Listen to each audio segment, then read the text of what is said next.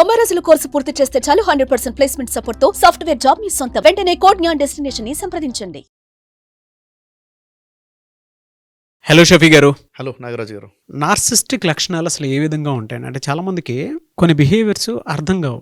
వీళ్ళు ఎందుకు ఇలా ఉన్నారు, అసలు మనం ఏది చెప్పినా కూడా వాళ్ళు చెప్పిందే మనం వినాల్సి వస్తుంది తప్ప మనం చెప్తే వినటానికి తీసుకోవడానికి కూడా రెడీగా లేరు. అసలు ఏంటిది వీళ్ళు ఇలా ఉన్నారని చెప్పేసి ప్రతి ఒక్కరికి ఒక డౌట్ వస్తూ ఉంటుంది. అవును, అర్థం గారు కొంతమంది కొన్ని క్యారెక్టరిస్టిక్స్. అసలు వీళ్ళు ఎలా ఉంటారు, నార్సిస్టిక్ క్యారెక్టరిస్టిక్స్లోకి వచ్చేటువంటి అవకాశం ఉంటుందా, వాళ్ళని ఎలా ఐడెంటిఫై చేయాలి? నాగరాజు గారు, ఈ నార్సిస్టిక్ బిహేవియర్ అంటే ఇలాంటి ఒకప్పుడు మనం చెప్పి ఆ ఫలానా వ్యక్తి అని చెప్పాలి, వెతకాలి. కానీ ఈ రోజుల్లో చాలామంది కనిపిస్తున్నారు. అంటే ఇప్పుడు వస్తున్నటువంటి జనరేషన్లో ఈ బిహేవియర్ చాలా ఎక్కువ మందిలో కనిపిస్తుంది, డెవలప్ అవుతుంది ఆ విధంగా. ఏంటి అసలు నార్సిస్టిక్ బిహేవియర్ అంటే ఏంటి, ఎవరిని అంటారు అంటే ఒక మాటలో చెప్పాలంటే ఎవరిలో అయితే స్వార్థం పీక్స్లో ఉంటుందో వాడేనండి నార్సిస్టిక్. అంటే స్వార్థం పీక్స్, అంతకు మించిన స్వార్థం ఉండదా అన్నట్టుగా అనిపిస్తుంది. వీళ్ళు ఎలా ఉంటారంటే నాగరాజు గారు, ఫస్ట్ పాయింట్, వారిని అమితంగా ప్రేమించుకుంటారు. ఎంతగా వారిని వారు ఇష్టపడతారంటే ఇంకా వారి దగ్గరలో కూడా ఇంక దేన్ని ఎవరిని ఇష్టపడరు వాళ్ళు, అంత అమితంగా ఇష్టపడతారు. సరే, తను ఇష్టపడటం మంచిదే కదా, హద్దుకు మించి ఉంటుంది. ఇంకా తను ఎంత ఇంపార్టెన్స్ ఇచ్చుకుంటారంటే ఇంక ఎవరికి దేనికి అంత ఇంపార్టెన్స్ ఉండదు. ఇక్కడ ఏమవుతుందంటే వీళ్ళ బిహేవియర్ ఎలా ఉంటుందంటే ఎప్పుడు కూడా వీళ్ళతో పాటు నలుగురు ఉండాలన్న ఫీలింగ్. అందరూ నాతో ఉండాలి, అందరూ నన్ను ప్రశంసించాలి, నన్ను పొగడాలి, నన్ను గౌరవించాలి, నాకు ప్రాముఖ్యత ఇవ్వాలి, నా వల్లనే వాళ్ళు ఉన్నారన్న ఫీల్లో వాళ్ళు కనబడాలి. అంటే అందరూ కూడా తన ముందు ఒదిగి ఉండాలి అన్న ఫీలింగ్ బలంగా ఉంటుంది. నలుగురు ఉన్నారంటే నలుగురు నేను గొప్పవాడిని, నేను తెలియగలనోడిని, నా వల్లనే వీళ్ళు ఉన్నారు అన్న ఫీల్ తనకి మాటి కలగాలి. ఆ విధంగా ఎదుటి వ్యక్తి బిహేవ్ చేయాలి అన్నది అనిపిస్తుంది. ఎందుకు అలా బిహేవ్ చేయాలంటే ఇది నిజమేగా అన్న ఫీల్లో ఉంటాడు. మళ్ళీ ఇది నిజమని నమ్ముతాడు, నేను గొప్పవాడిని కదా అని. అయితే ఎలా ఉంటుందంటే తన ఎమోషన్స్కి చాలా ప్రయారిటీ ఇస్తాడు. తన బాధకి చాలా వాల్యూ ఉంటుంది, తన కోపానికి చాలా వాల్యూ ఉంటుంది, తన ప్రతి ఎమోషన్కి వాల్యూ ఎక్కువ ఉంటుంది. ఎదుటి వ్యక్తికి ఎమోషన్స్ ఉన్నాయన్న విషయాన్ని కూడా నమ్మడు.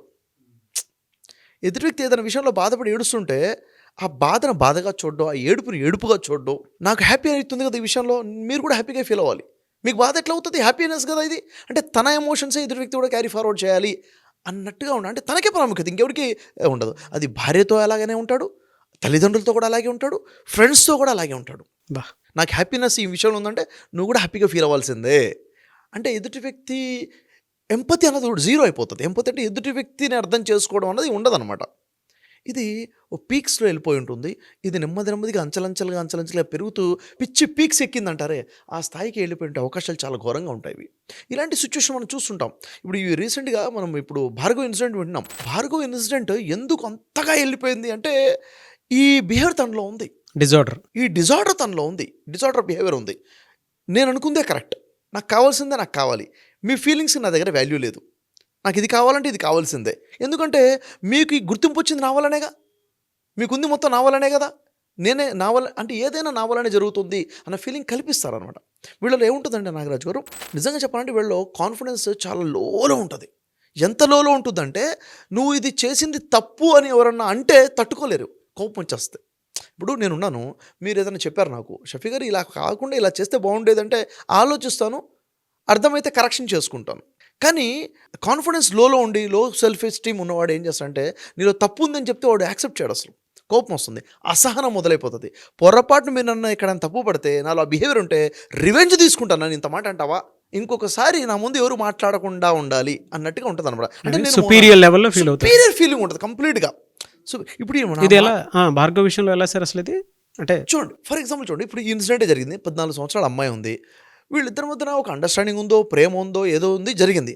తర్వాత నేను చెప్పినట్టుగా నువ్వు చేయాల్సిందే అన్న ఫీలింగ్, నువ్వు నా కోసం ఉపయోగపడాలి అంటే వీళ్ళు ఇంకో బిహేవియర్ ఏముంటుందంటే నాగరాజు గారు, వీళ్ళు మోసపూరితమైన మాటలు, మోసపూరితమైన బిహేవియర్ ఉంటుంది వీళ్ళలో. ఎదుటి వ్యక్తిని మోసం చేయడం కోసం ఏమేమి మాట్లాడాలి మాట్లాడేస్తారు, ఎలా బిహేవ్ చేయాలి బిహేవ్ చేస్తారు, ఎదుటి వ్యక్తిని నమ్మిస్తారు. ఎందుకు నమ్మించాలి, వాళ్ళు నాకు ఉపయోగపడాలి, నాకు తగ్గట్టుగా ఉండాలి, నాకు రెస్పెక్ట్ ఇవ్వాలి, నాకు గౌరవించాలి. ఎదుటి వ్యక్తి ప్రశ్నించారనుకోండి, నువ్వేం చేసుకుంటావు చేసుకోపో అంటే ఎదుటి వ్యక్తిని కాళ్ళ కింద రాసి పడేస్తారనమాట. ఈ విధంగా వాళ్ళ బిహేవియర్ ఉంటుంది. ఇది జరిగింది కాబట్టే ఆ అమ్మాయి ఒకేసారి రివర్స్ అయిపోయింది. అవును, అక్కడ హర్ట్ అయింది. అంటే ఈ నార్సిస్టిక్ బిహేవియర్ ఉన్న వాళ్ళ చుట్టుపక్కల ఉన్నవాళ్ళు ఖచ్చితంగా హర్ట్ అవుతారు. ఎందుకు హట్ అవుతుంటే వాళ్ళ ఎమోషన్స్కి ఇక్కడ రెస్పెక్ట్ లేదు కదా. కాబట్టి అక్కడ హట్ అవ్వడం వల్ల ఫస్ట్ ఒక రిలేషన్ కొన్ని రోజులు మంచిగా ఉందేమో, ఎప్పుడైతే వీడి అసలు తత్వం, అసలు మోసపూరిత తత్వం బయటపడిపోయిందో తను హట్ అయిపోయింది. ఎప్పుడైతే ఈ విషయం బయటపడిపోయిందో వెంటనే రివర్స్ అయిపోయింది మ్యాటర్. ఈ విషయం నేను చెప్పడం కాదండి, తనతో పాటు క్లోజ్ జర్నీ చేసినట్టు వాళ్ళ ఫ్రెండ్స్ చెప్తున్నారు. ఏమన్నారు, మేము ఎందుకు దూరం అవ్వాల్సి వచ్చిందంటే వాడి బిహేవియర్ అలా ఉంది, ఏ విషయం చెప్పినా తీసుకునే స్థితిలో ఉండేవాడు కాదు, మమ్మల్ని తప్పు పట్టేవాడు, ప్రశ్నిస్తే దూరం చేసేసాడు, అంటే యాటిట్యూడ్ చాలా రూడ్గా తయారైపోయింది అని చెప్పేసి ఎవరు చెప్తున్నారు, తన క్లోజ్ ఫ్రెండ్సే చెప్తున్నారు. ఇంకా వీళ్ళ బిహేవియర్ ఏంటంటే ఎదుటి వ్యక్తిని భయపెడతారు, లేకపోతే ఎంత మోసపూరితంగా ఉంటుందంటే నువ్వు లేకపోతే నేను ఉండలేను, బతకలేని చెప్పేసి కోసేసుకుంటారు కూడా.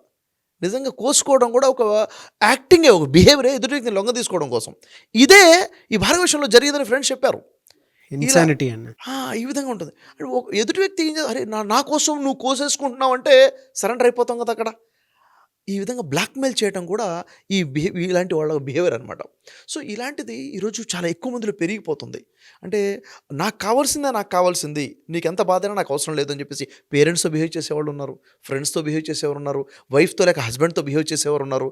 కంప్లీట్గా నిజంగా చెప్పడం నిజంగా ఈ శాడిజం అని చెప్తాను. ఇది ఈ డిజార్డర్ అనేది ఒక శాడిజం. అయితే నాగరాజు గారు, ఇలాంటి వాళ్ళతో ఏదైనా ఒక విషయంలో నువ్వు నాకు మోసం చేశావు, నువ్వు ఇక్కడ తప్పు మాట్లాడావు అని ఎవరైనా వీళ్ళతో వాదిస్తే వీళ్ళ రియాక్షన్ ఎలా ఉంటుందంటే, అసలు తప్పు నీదే, అసలు మోసం నువ్వే చేశావు అని ఎంతగా మాట్లాడతాడంటే ఎదుటి వ్యక్తికే డౌట్ వచ్చేస్తుంది, నిజంగా నేనే తప్పు చేశానా అన్నట్లుగా మాట్లాడతారు వీళ్ళు. అంటే కంప్లీట్గా వీళ్ళు టెక్నికల్గా స్ట్రాంగ్గా ఉంటారు, స్కిల్ఫుల్గా స్ట్రాంగ్గా ఉంటారు, శాడిజానికి కావాల్సినటువంటి ఆ పీక్స్లో ఉండి ఎదుటి వ్యక్తిని తప్పుగా ప్రూవ్ చేసే ప్రయత్నం చేస్తారు. అసలు ఈ బిహేవియర్ ఎందుకు వస్తుంది? ఫైనల్గా వీళ్ళకి కావాల్సింది ఏంటంటే నేను ఎదగాలి, నేను ఫేమ్ అవ్వాలి, నేను డెవలప్ అవ్వాలి, నా చుట్టూ ఉన్న వాళ్ళందరూ కూడా నా డెవలప్మెంట్కి ఉపయోగపడాలి. సరే నేను నీకు ఉపయోగపడాను కదా అని ఎవరు అనంటే, లేదు నీకోసం నేను ఉపయోగపడ్డాను, నేనున్నాను కాబట్టి నువ్వు ఉన్నావు, నీకు వచ్చిన గుర్తింపు నా వల్లనే వచ్చింది అంటే ప్రతి వ్యక్తికి వచ్చిన గుర్తింపు తన వల్లనే అని అందరూ ఒప్పుకోవాలంటాడు. ఫైనల్గా తనకు కావాల్సిన ఇంటెన్షన్ అనేది నేను డెవలప్ అవ్వాలి అని తప్ప అందరినీ తొక్కేసుకుంటూ వెళ్ళిపోతాడు. అవసరమైతే ఎవరినైనా మధ్యంతరంగా వదిలేస్తాడు కూడా, ఎవరిని ఎలాగైనా వాడుకోవడానికి సిద్ధపడిపోతారు. ఇది వీళ్ళ బిహేవియర్ అనమాట. అంటే అందుకే చెప్పాను, స్వార్థం ఎలా ఉంటుందంటే పీక్స్లో ఉంటుంది. అంటే పక్కవాడికి అవసరమైతే సమాధి కట్టానా అక్కడ పునాది వేసుకోవాలి అన్న ఆలోచనలో ఈ భావన వెళ్ళదుంటుందన్నమాట. అదొక మానసిక వ్యాధి అది. నిజంగా చెప్పండి, చాలామందికి తను తప్పు చేస్తున్న విషయం తనకు అర్థం కాదు. మనకు అర్థం ఇప్పుడేముంది, ఇలాంటి క్యారెక్టర్ ఉంటాడు, అది చాలా పెద్ద తప్పుగా అనిపిస్తుంది. అది తప్పు అనే విషయం తనకు అర్థం కాదు. ఇది అసలు విషయం. అంటే ఆ మోడ్లో వచ్చేసి ఉంటాడు, ఆ ట్రాన్స్లో ఉంటాడు వాడు. ఇదే కరెక్ట్, నేనే గొప్ప, నాకే కావాలి, ఇంపార్టెన్స్ తన కోసం అంత సెల్ఫ్ ఉంటుందన్నమాట. ఈ స్థాయిలో ఉండడం పెద్ద డిజార్డర్ ఇది. ఈ డిజార్డర్ ఎందుకు వస్తుంది అసలు? ఏ రీజన్ వల్ల వస్తుంది? అసలు ఇలా ఎందుకు తయారవుతారు సార్ అంటే రీజన్స్ మల్టిపుల్గా ఉన్నాయి. ఒకేసారి పర్సనాలిటీ ఈ విధంగా తయారు కాదు. తన చైల్డ్హుడ్లో పేరెంట్స్ కానీ ఇంకెవరైనా కానీ అమితంగా వాళ్ళని ప్రశంసించడం జరిగిందనుకోండి, అంటే పొగట్టం, ఎంతంటే హద్దుకు మించి వాడిని పొగట్టం మొదలుపెట్టడం వల్ల కూడా ఈ డిజార్డర్కి ఒక సీడ్ పడుతుంది. హద్దుకు మించి పొగడకూడదు. ఇంకోటి ఏంటంటే హద్దుకు మించి విమర్శిస్తూ ఉంటారు కొంతమంది, క్రిటిసైజ్ చేస్తుంటారే. ఈ క్రిటిసిజం ఓవర్గా జరిగినా కానీ ఈ బిహేవియర్ స్టార్ట్ అవుతుంది. అంటే ఏది కూడా అతి మంచిది కాదు, పొగడడం మంచిది కాదు, విమర్శించడం కూడా మంచిది కాదు. పేరెంటింగ్ విషయంలో జాగ్రత్తగా చూడాల్సింది ఏంటంటే పిల్లల్ని మీరు ఎలా చూస్తున్నారు, ఏ విషయంలో అప్రిషియేట్ చేయాలో అప్రిషియేటే చేయండి, అతిగా పొగడబాకండి.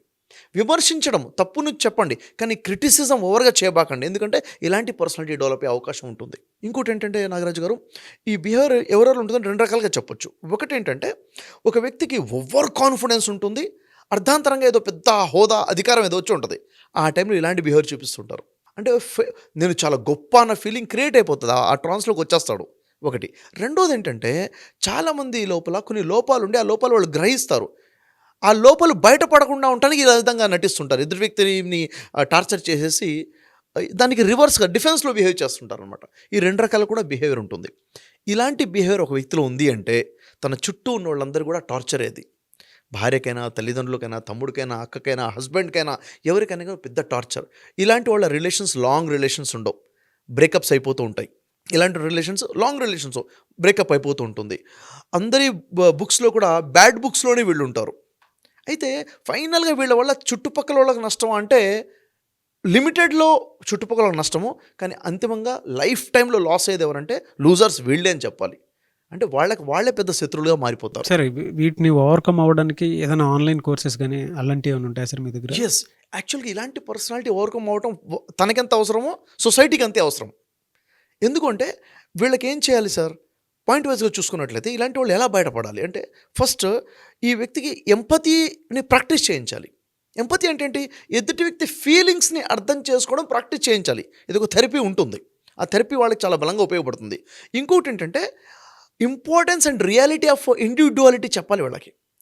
నువ్వు మాత్రమే కాదురా బాబు, ఎదుటి వ్యక్తికి కూడా ఒక ఇండివిజువాలిటీ ఉంది, తనకే ఫీలింగ్స్ ఉన్నాయి, తనకి ఒక ఎమోషన్స్ ఉన్నాయి అనే విషయం తనకి అర్థమయ్యే విధంగా చెప్పాలి. ఇది ఒక కౌన్సిలింగ్ ద్వారా, ఒక థెరపీ ద్వారా పాసిబుల్ అవుతుంది. ఇలాంటి వాళ్ళ థెరపీ ద్వారా బయటికి తీసుకొస్తే తనకి హెల్ప్ చేసిన వాళ్ళం అవుతాము. లేకపోతే తన వల్ల అందరికీ నష్టమే, తనకు కూడా చాలా పెద్ద నష్టం అవుతుంది. అలా ఆన్లైన్ కోర్సెస్ ఏమైనా ఉన్నాయండి మీ దగ్గర? దీనికోసం లైఫ్ కోర్సెస్ స్కిల్స్ కూడా ఉన్నాయి. యాక్చువల్గా అంటే ఈ లైఫ్ స్కిల్స్ గురించి చాలామంది పేరెంట్స్ పిల్లలకి పేరెంటింగ్లో చాలా వెనకబడి ఉన్నారు. ఏం చెప్పాలో తెలియదు. స్కూల్లో కూడా ఇలాంటి ఎడ్యుకేషన్ ఉండదు. ఈ లైఫ్ స్కిల్స్కి సంబంధించి స్పెషల్గా ఒక వర్క్షాప్ ఉంది నాగరాజు గారు. 12 hours ఆన్లైన్ వర్క్షాప్ ఉంది, రికార్డెడ్ వర్క్షాప్ ఇది. ప్రతి పేరెంట్ కూడా ఈ వర్క్షాప్ తీసుకొని పిల్లలకు చూపించాలి. దీనికోసం ఏంటంటే ఎనీ టైం వాళ్ళు ఎన్రోల్ చేసుకోవచ్చు. చూసుకొని పేరెంట్స్ చూడాలి, పిల్లలు కూడా చూడాలి. అప్పుడు లైఫ్లో ఎలా ఉండాలి, ఎలా ఉండకూడదు, ఈ బిహేవియర్ లేకుండా ఒక వ్యక్తి తను ఎలా కాపాడుకోవాలి, గుడ్ హ్యాబిట్స్ ఎలా తెచ్చుకోవాలి, ఇవన్నీ పాయింట్స్ మీద చాలా అద్భుతమైన 12 hours ఆన్లైన్ వర్క్షాప్ ఉంది. ఇది చాలా యూజ్ అవుతుంది. ఆన్లైన్ ఉంటుంది. Yes. ఓకే, ఇలా మిమ్మల్ని అప్రోచ్ అవ్వచ్చు సార్? అదే అంటే ప్రతి పేరెంట్ పిల్లలకు కావాల్సినటువంటి లైఫ్ స్కిల్స్ నేర్పించడం కోసం ఎలాగో సంక్రాంతిలో అయినా సరే పిల్లలు ఇంట్లోనే ఉంటారు. అవును. సో అది మిమ్మల్ని అప్రోచ్ అవ్వచ్చా దానికి, ఆ కోర్స్ ఖచ్చితంగా కోసం? ఏంటంటే నాగరాజు గారు 2 వేస్ ఉన్నాయి. ఒకటి మన దగ్గర ఉన్నటువంటి ఆన్లైన్ వర్క్షాప్ అటెండ్ అయ్యి కూడా లాభాన్ని పొందొచ్చు. రెండోది లేదు సార్ స్పెషల్గా నాకు ఏదైనా కౌన్సిలింగ్ కావాలి, థెరపీ కావాలి మా పిల్లవాడికి అంటే ఖచ్చితంగా వాళ్ళు పర్సనల్గా కాంటాక్ట్ చేస్తే వాళ్ళకి టైం ఇద్దాం, థెరపీ కోసం సపోర్ట్ చేద్దాం మనం ఖచ్చితంగా. డెఫినెట్గా. Thank you so much Shafi గారు. Thank you.